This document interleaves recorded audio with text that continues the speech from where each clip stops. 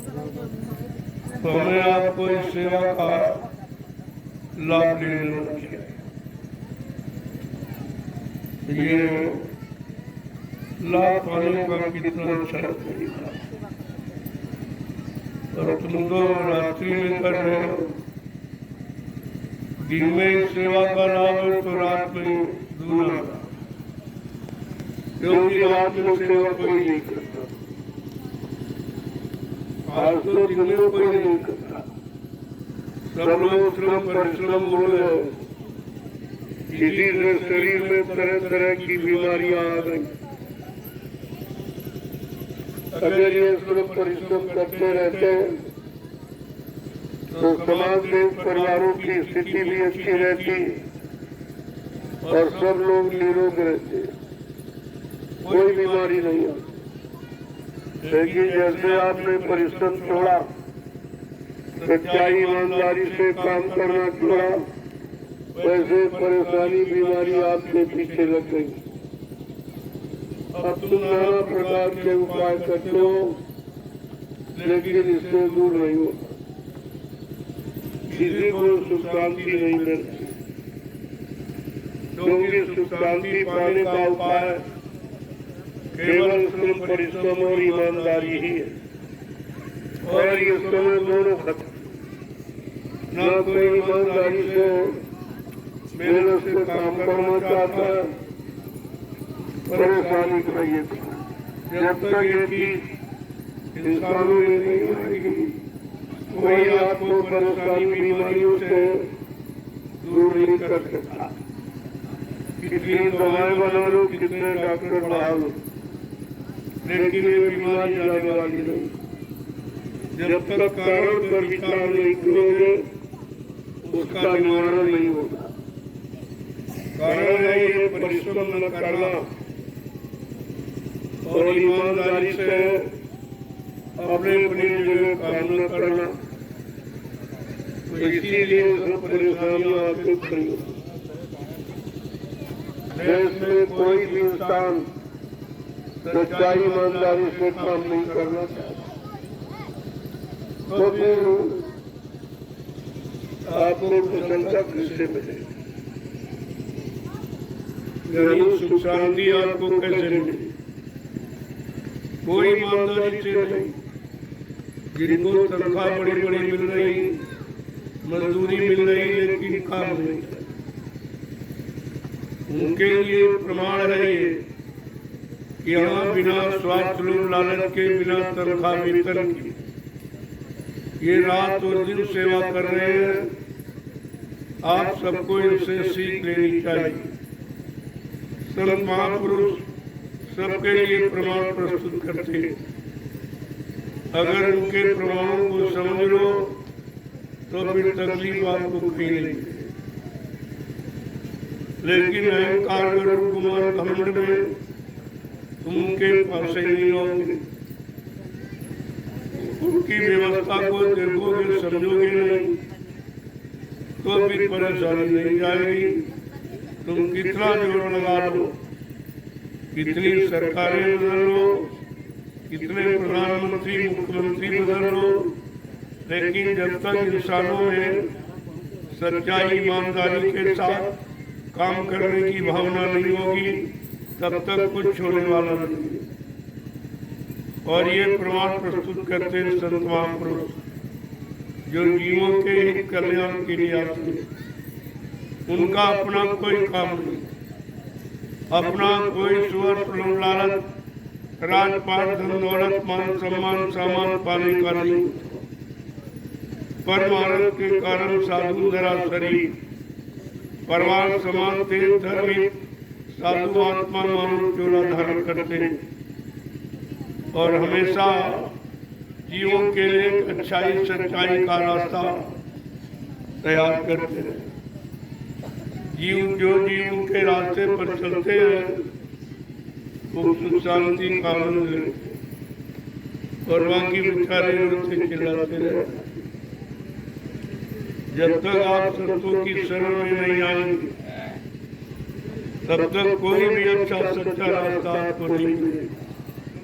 अपने जीवन को सुखमय शांतमय बनाने के लिए, इसलिए उनकी शरण में आओ और उनसे परमार्थ की सेवा सीखो कि परमार्थ की सेवा से लाभ क्या है। शरीर को लाभ क्या है? बीमारी परेशानी चली जाएगी, तरह तरह के दुख तकलीफ लड़ाई झगड़े चले जाए, धीरे धीरे मन अच्छे सोच विचारों में पड़ जाए। जो आज गंदे विचारों में पड़ा है वो मन तुम्हारा अच्छे विचारों में पड़ जाएगा जब परमात्मा की संसार सेवा में तन मन को आप लगा दो। इसलिए अवसर आपको दिया गया अपने आप को सुधारने और बनाने के लिए। नहीं मानोगे तो कुदरत का तैयार करी आगे मुसीबत बड़ी बड़ी। कुदरत अपने काम को करने को तैयार करी। अभी महापुरुष आपको मौका देते कि नहीं तुम कर लो तो कुदरत की मार से बच जाओ। कुदरत का काम कोई अच्छा नहीं होगा। तो मार का दिशा सबको समझा देती, लेकिन संत महापुरुष आपको इस स्थिति से बचाना चाहते। धीरे से समझ जाओ, अच्छा खान पान करो, अच्छी संग सोबत करो, अच्छे कर्म करो तो तुमको जीवन में अच्छाई और सच्चाई का आनंद मिल जाए और कुदरत की मार से बचो। और नहीं मानोगे कुदरत को अपना काम करेगी। हर युग में उसने किया। जब असली सच्ची बात अच्छे सच्चे लोगों की जब इंसानों ने नहीं मानी तो कुदरत ने अपना काम शुरू किया। कुदरत का काम विनाश का, तो समान का क्षमा का नहीं विनाश का। इसलिए अपने आप को बचाने के लिए संतों की शरण में आओ और उनके बनाए रास्ते पर चलो तो तुम्हें मानव जीवन का सुख और आनंद मिलेगा। अंततः अगर पशु जीवन व्यतीत करोगे तो फिर नुकसान के सिवा तुम्हारे हाथ में कुछ नहीं। इसलिए प्रेमियों को जाने समझाने के लिए संत महापुरुषों ने सत्संग जारी किया। अपने सत्य वचनों से उनको बुरे कामों से हटाने का काम और अच्छे कामों में लगाने का काम किया। जिन लोगों ने मान लिया उन्होंने लाभ उठा लिया। जो गरुड़ गुमान घमंड में रह गए वो मानेंगे। ये कुदरत का जो काम है उसके द्वारा जो इतिहास बना उसको पढ़ लीजिए तो आपकी समझ में आ जाएगा कि कुदरत कब काम करती है कैसा काम है। पहले तो समझाने के लिए संत महापुरुष आए।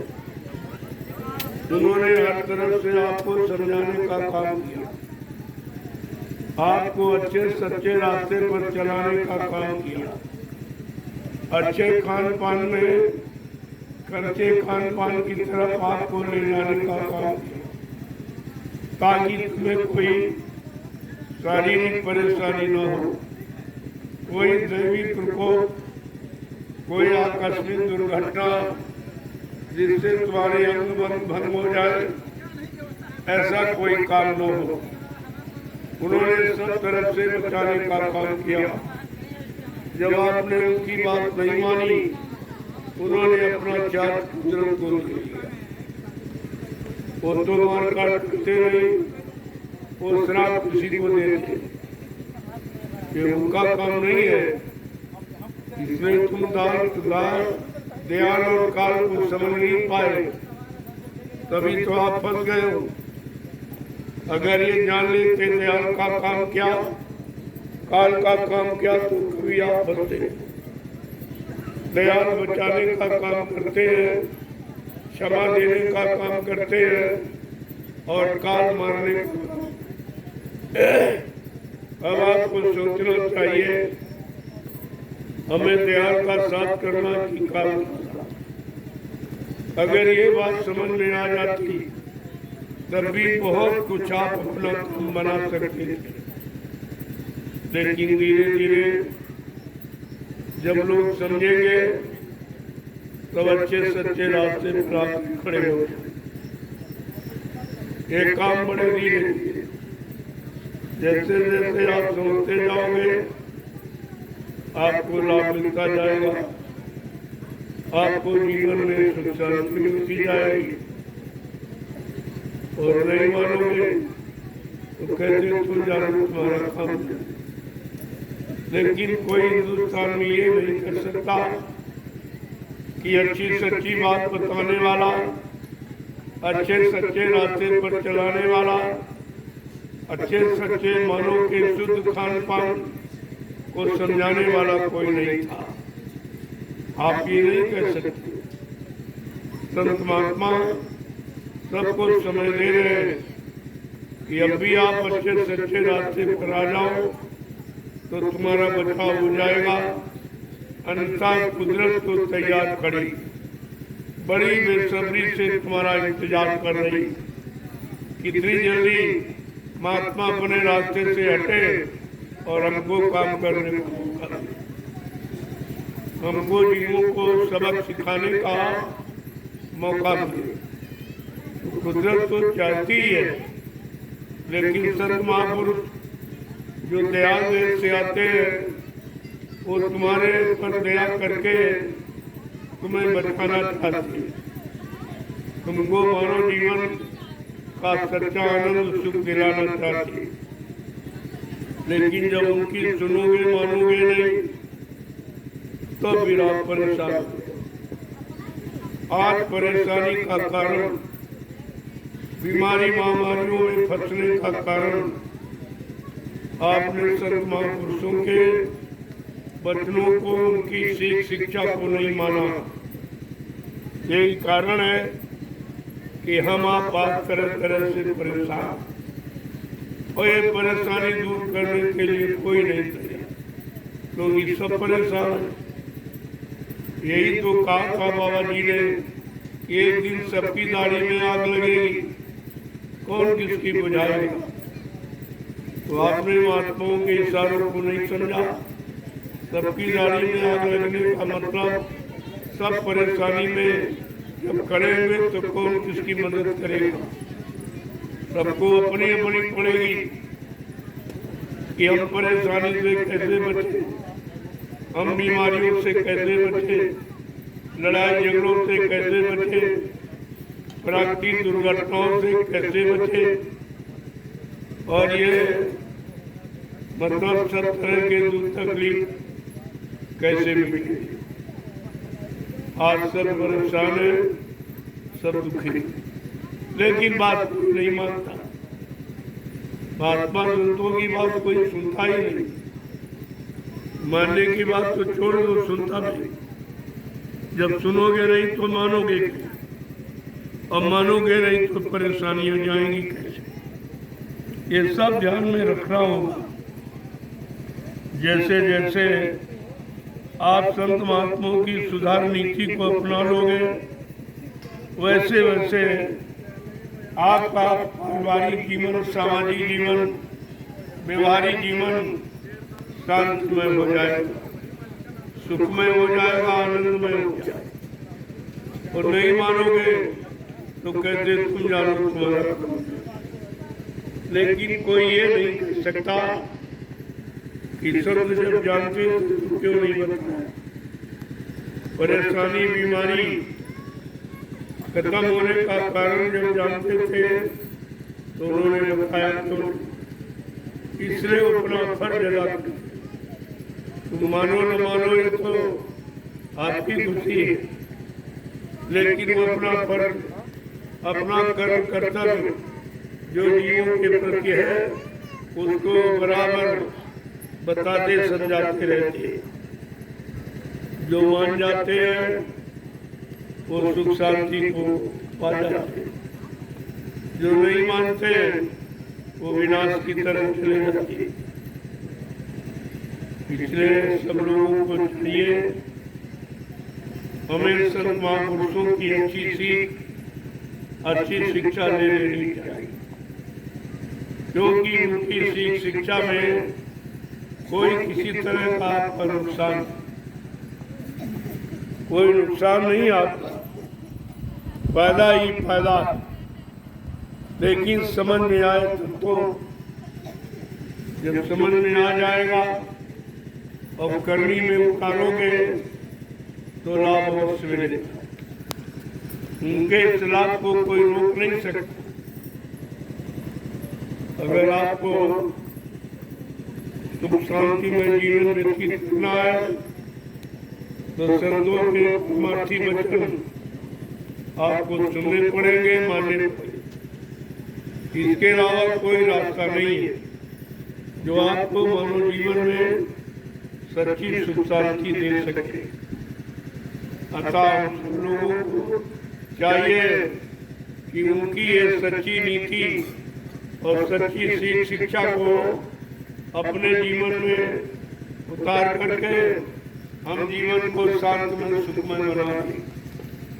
यही हमारी आपकी सच्ची पकड़ है। जय गुरुदेव, जय गुरुदेव, जय गुरुदेव, जय गुरुदेव, जय गुरुदेव, जय गुरुदेव, जय गुरुदेव नाम किसका, प्रभु का, जय गुरुदेव नाम किसका, प्रभु का, प्रभु का प्यारा नाम। जय गुरुदेव, जोर से बोले, जय गुरुदेव, सब मिल बोलो, जय गुरुदेव, बोलना होगा, जय गुरुदेव, अभी से बोलो, जय गुरुदेव, दुख दर्द हरेंगे, जय गुरुदेव, सब कष्ट मिटेंगे, जय गुरुदेव, सुख शांति भी देंगे, जय गुरुदेव, सबके दाता, जय गुरुदेव, सबके मालिक, जय गुरुदेव, प्रेम से बोले, जय गुरुदेव, ये नाम नहीं इंसान का, ये नाम है प्रभु का, ये काम नहीं इंसान का। ये काम है प्रभु का। प्रेमियों, जो आपके काम कर रहे हो अब इंसान के बस का नहीं। लोग दिन में परिश्रम नहीं करते, आप लोग रात्रि में करते। ये किसी की बस की बात नहीं है। अब कोई तुम्हारी नकल भी नहीं कर सकता, क्योंकि ये परिश्रम की नकल है। ये मेहनत की है, ये निस्वार्थ सेवा भाव। जिनको मजदूरी मिलती, बड़ी बड़ी तनख्वाहें पाते वो काम नहीं करते, और इनको आप तो निस्वार्थ सेवा कर रहे हो। तुम्हारी बराबरी, तुम्हारी उपमा समानता कोई नहीं कर सकता। ये 81 कलयुग का अलग जो बनाया जा रहा परमार्थी सेवा से प्रारंभ होगा। जब आज कलयुग के लोग बगैर स्वार्थ लोग लालच के कदम नहीं देते, आज इसी कलयुग में ये परमार्थी सेवा लोग कर रहे। ऐसे भी लोग जिनको कुछ नहीं चाहिए और वो सेवा कर, अगर इनको रात की सेवा दे दी जाए तो क्या ये नहीं कर सकते? ये सब काम करके दिखाते। जो जंगल में लाखों लोगों की अचानक व्यवस्था कर सकता, अगर लोग इसकी सीख शिक्षा मान ले तो क्या देश की व्यवस्था नहीं हो सकती? लेकिन वो मानेंगे नहीं। उनको शर्म लगती है कि संत महात्माओं के पास हम कैसे जाएं और कैसे भीख मांगे कि जनता को सुख शांति कैसे मिले। तो बेचारे माने सर को शर्म नहीं आती। और जनता दुखी है, तरह तरह से परेशान है, कष्ट मुसीबत में है, बीमारियों में फंसी है, लड़ाई झगड़ों में फंसी है, कोर्ट कचहरी मुकदमों में, जहाँ कोई फैसला कोई न्याय है ही। क्या ये शर्म नहीं? इसमें तुमको शर्म नहीं आती कि देश की जनता को तुम न्याय सुरक्षा नहीं दे पाए, रोजी रोटी की व्यवस्था नहीं कर पाए, महंगाई गरीबी नहीं हटा पाए? क्या इसकी शर्म नहीं लगती? और महात्माओं के पास अच्छी शिक्षा लेने के लिए शर्म आती? ये है विनाश का कारण। तभी तो धर्मशास्त्रों को कहना पड़ा कि विनाश काले विपरीत होती। जब लोगों का पाप का घड़ा, स्वार्थ लोभ लालच का घड़ा भर जाता तो वो फूटता जरूर। और जब ऐसा समय आता है तो उनकी बुद्धि विपरीत दिशा में भागती। कितनी अच्छी सच्ची नेक भली बात बताओ, उनकी समझ में नहीं। क्यों? उनके पाप का घड़ा और वो फूटने वाला है। जब पापों का घड़ा फूटने का समय होता है तब महापुरुषों ने कहा, जब जैसी हो तबियता तब तैसी मत होए, और काल रे कीले को मेट सके। जब जैसी होने को होती है, यानी तुम्हारे पाप कर्मों की सजा पाने का समय आता है, तो मानव की बुद्धि वैसी बने और फिर सजा पा जाता। इसके बाद सोचता है तो फिर सोचने से क्या?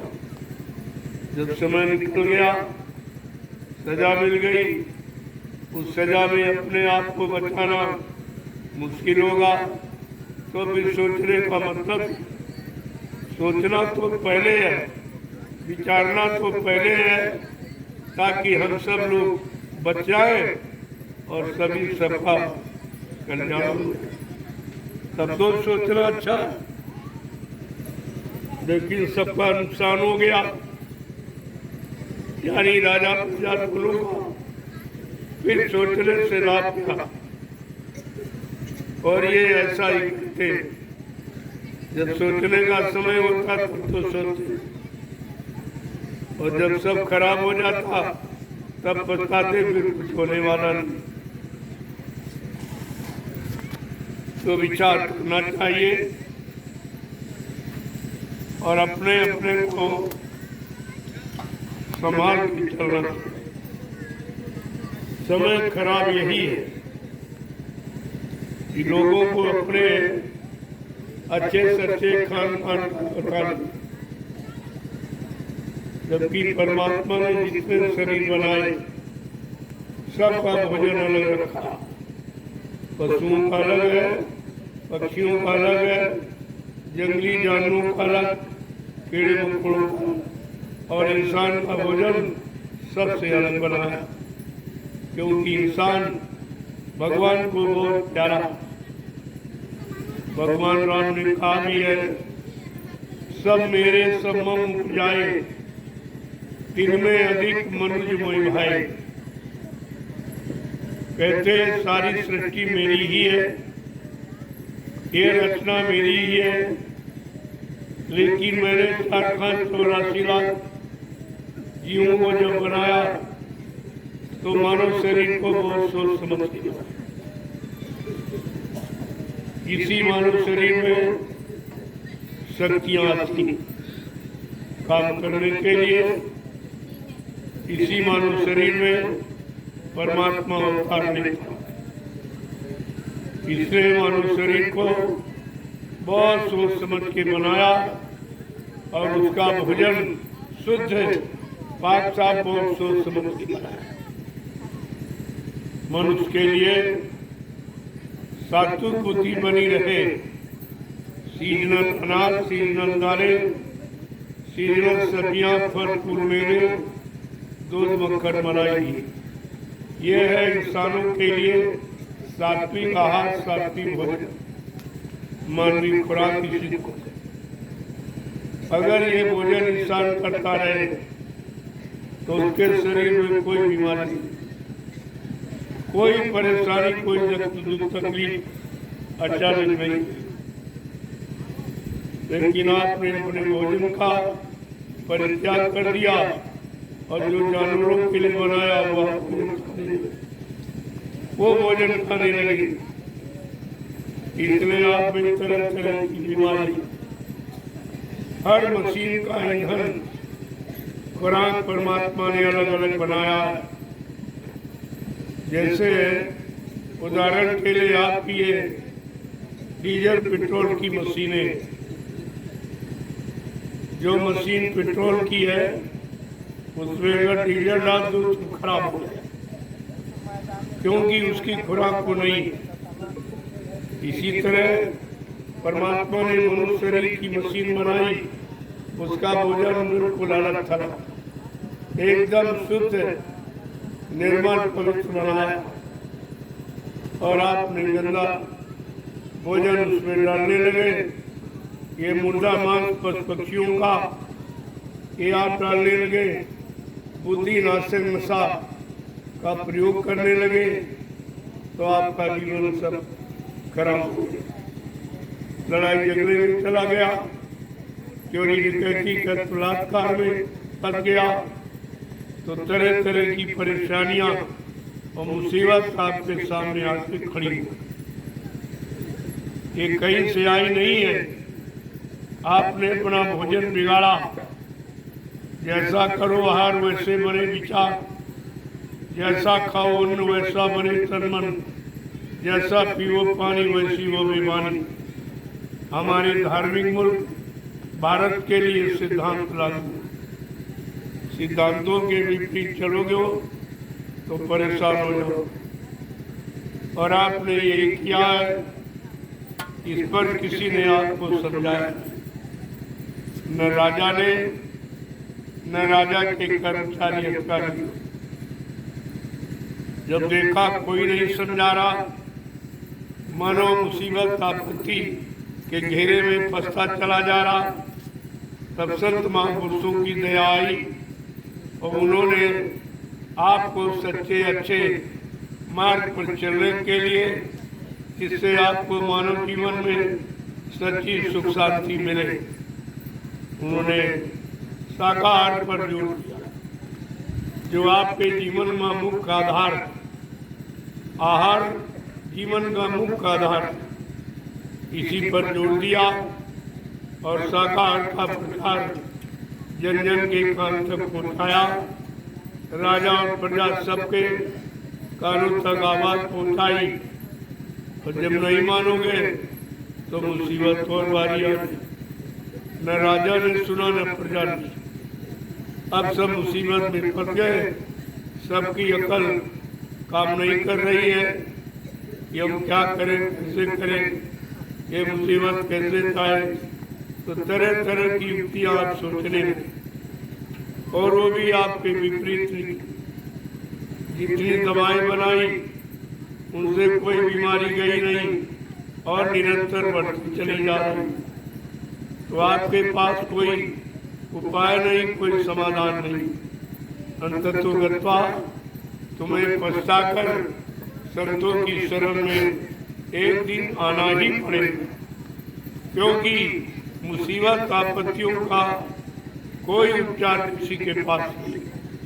और सबने 70 साल की आज़ादी में जोर लगा के देख लिया, और गया कुछ नहीं, और बढ़ता चला जा,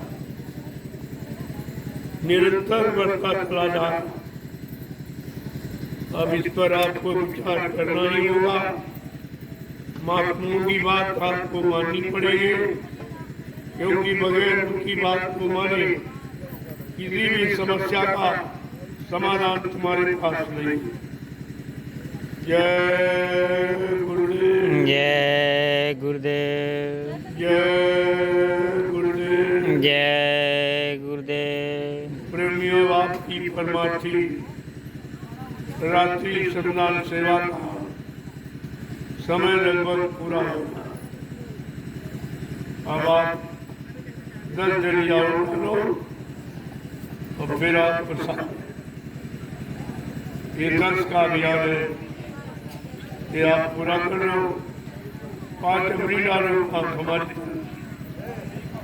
तो मैं तो बूढ़ा हूँ, अब ये सेवा नहीं, लेकिन मैंने पहले बहुत किया।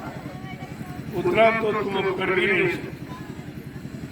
अगर किया न होता तो आपको इस सेवा का लाभ कैसे बताता, कैसे आपसे करवाता। इसलिए आप लोग 10 जलिया डालकर अपनी सेवा को समाप्त और आकर के इस सेवा का प्रसाद ले। कहीं आपको प्रसाद नहीं मिलता और कहीं ये परमात्मा श्रद्धा सेवा। ये दोनों काम हिंदुस्तान में कहीं, चाहे कोई भी धर्म हो और कोई भी राजनीतिक पर, ये काम किसी के बस का नहीं है, तो ये लाभ देना भी किसी का बस का। अब आप लोग अपने 10 जलियों का अभियान पूरा करो और धीरे धीरे महाप्रसाद। आपने मेहनत की, मुझे मालूम है, बहुत पहले आए थे, आप थक चुके हो, लेकिन जो अंतिम आदेश होता है वो विशेष लाभ पाने का। जब थके हुए व्यक्ति परिश्रम करता है उसका लाभ दूना मिलता। इतनी आपने डाली है, उनसे दूना लाभ इन 10 दिन। ये 20 मालाएं आपकी मानी जाएगी, तो इसे आप करके धीरे धीरे महाप्रसाद लेने के लिए आ जाए। जय गुरुदेव। जय गुरुदेव।